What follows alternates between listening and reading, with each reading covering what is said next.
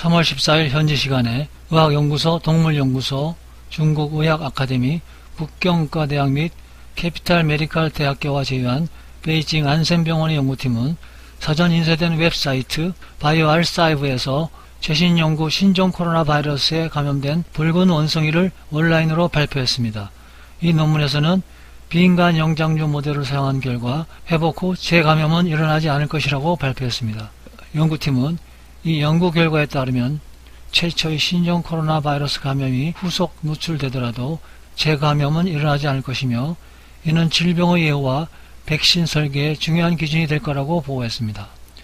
더 중요하게는 붉은털 원숭이 모델이 재감염이 안된다면 퇴원한 자의 회복 후 재감염은 야기될 수 없으며 원인을 찾기 위해서 보다 복잡한 문제가 고려될 수 있음을 시사했습니다. 2월 이후 광동성 및 다른 곳에서 퇴원한 환자의 약 14%가 퇴원 후 양성 테스트를 받은 것으로 추정되었으며 이 환자들은 병원으로 돌아가 관찰을 계속해야 했습니다. 환자가 초기 감염에서 회복한 후 재발 또는 재감염의 위험이 있는가는 중요한 관심 포인트였습니다.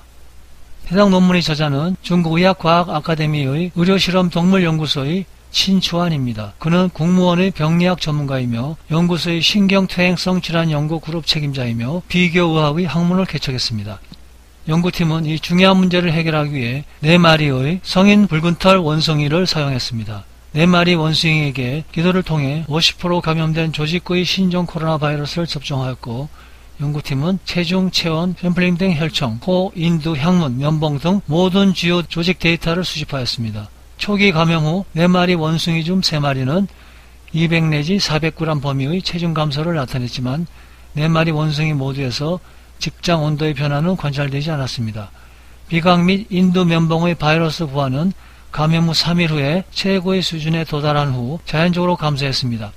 유사하게 항문 면봉의 바이러스 부화는 감염 후 3일에 피크에 도달한 후 감염 후 14일에 검출할 수 없는 수준으로 떨어졌습니다. 감염 후 7일에 네오코로나 바이러스에 감염된 원숭이의 바이러스 분포 및 조직 병리학적 변화를 확인하기 위해 연구팀은 첫 번째 원숭이를 안락사하여 조사하였습니다.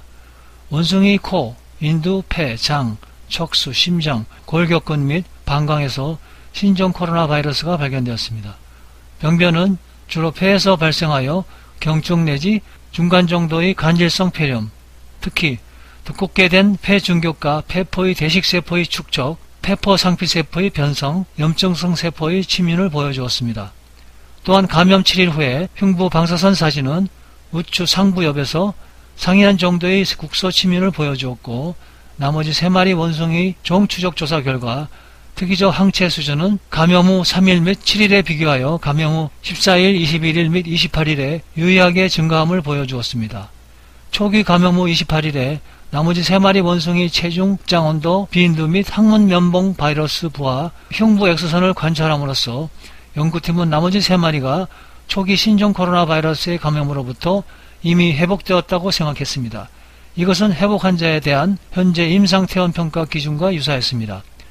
그 후 연구팀은 재감염 테스트를 수행했습니다. 세 번째 및 네 번째의 2마리 원숭이는 초기 감염 28일 후 신종 코로나 바이러스를 동일한 용량으로 접종을 받았고 두 번째 원숭이는 대조군으로 남겨두었습니다. 3마리 원숭이 모두 체중 감량을 보이지는 않았지만 재노출된 2마리 원숭이에서 체온이 약간 상승하는 것이 관찰되었습니다.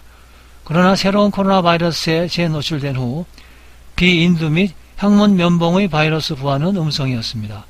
따라서 재노출에 의해 바이러스 복제 및 조직 병리학적 변화를 확인하기 위해 재노출 5일 후에 세 번째 원숭이를 안락사시키고 해부를 하였습니다. 최초 감염 후 7일에 해부된 첫 번째 원숭이와 비교하여 재노출 후 5일 후에 해부된 세 번째 원숭이의 모든 조직은 바이러스 복제, 폐조직에 대한 병리학적 손상 및 바이러스 상원을 나타내지 않았습니다. 흉부 방사선 사진에서는 네 번째 원숭이에서 초기 감염 후 5일째의 소견과 재노출 전과의 소견이 유사하므로 이상이 없는 것으로 나타났습니다. 따라서 연구팀은 신종 코로나 바이러스에 감염된 원숭이는 회복 후 같은 바이러스에 다시 감염되지 않을 것이라고 가설을 제안했고 단일 감염된 대조군인 원숭이는 완전히 회복 후 재발하지 않았습니다. 이전의 일부 연구에 따르면 높은 수준의 중화항체는 사스 코로나 바이러스 감염에 보호효과가 있었지만 낮은 수준의 중후 항체는 사스 코로나 바이러스의 감염 기회를 증가시키고 항체 의존성 향상 효과를 유발하는 가능성이 더 높다고 예측했습니다. 이 연구에서는 신종 코로나 바이러스의 회복 후 재노출되는 원숭이에서는 낮은 수준의 항체로 인한 항체 의존적 향상이 발견되지 않았습니다. 연구팀은 이 동물 실험에서 중후 항체가 재활 환자의 항체와 비교될 수 있기 때문에 백신 개발을 평가하는 데 중요한 발견이 될 수 있을 것으로 믿고 있습니다. 그들은 연구팀의 현재 원숭이에 대한 재감염 연구에서 원숭이가 초기 감염 후 조기에 중후 항체를 생산하면 재감염이 일어나지 않을 것이라고 분석했습니다. 이는 완전히 회복된 환자는 새로운 코로나 바이러스에 대한 면역성을 나타내기에 충분한 특정 항체를 확립했을 때 더 이상 감염되지 않음을 의미합니다. 실험에서 재노출된 원숭이에는 모든 주요 조직에서 바이러스 복제가 검출되지 않았으며 이는 일단 완전히 회복되면 코로나 바이러스가 오랫동안 체내에 존재하지 않을 수 있음을 의미합니다. 연구팀의 분석에 따르면 다소 긍정적인 현상은 퇴원한 환자의 검사 결과가 퇴원 전 RT-PCR 검사 결과의 거짓 음성이기 때문일 수 있거나 퇴원 기준을 충족하더라도 환자가 완벽히 회복되지 않았다는 것을 의미할 수 있습니다.